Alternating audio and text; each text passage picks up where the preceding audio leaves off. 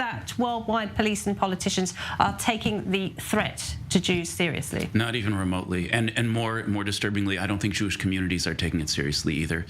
For decades now, there have been these marches that we call protests. They weren't protests. They were, at best, hate marches, at worst, attempts at the seeds of a pogrom. At these marches, and I experienced them myself when I used to live in America, they would shout things like, "Death to Jews," they would show Nazi swastikas, and they would scream about the Khaybar massacre, which was a massacre in the 7th century of Jews by Muslims, which included a great deal of going door to door, beheadings and rapings. And if that sounds familiar, it's not coincidence. The massacres of October 7th were intentionally modeled on the Khaybar massacre of the 7th century. We've reached a point where we can no longer hear people say, "This is what I intend to do," and then say to ourselves, "Oh, they don't really mean it," or "They won't carry it out." People are saying quite clearly and honestly what they intend to do to the Jewish people, and we've been ignoring it for decades.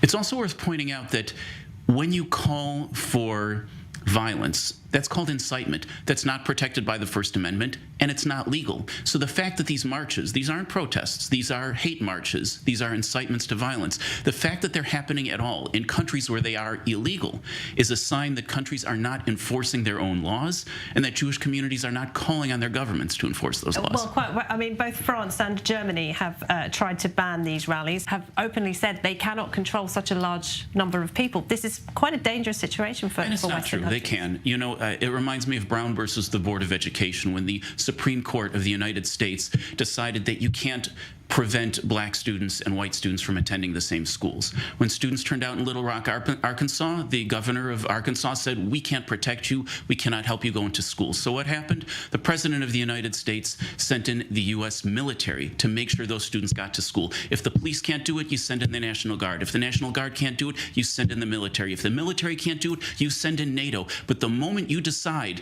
that your laws will be obeyed or not obeyed, just depending on how large and violent the group is the moment you have given up the sovereignty of your nation.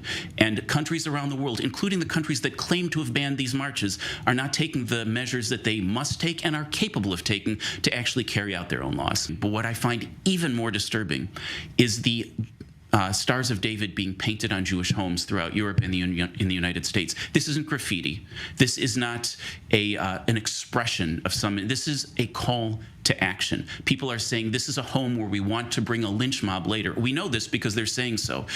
This must be dealt with in the most serious possible way. Any area where we're seeing these painted must have 24-hour security, if not from the police, then from the military. That's how serious this is.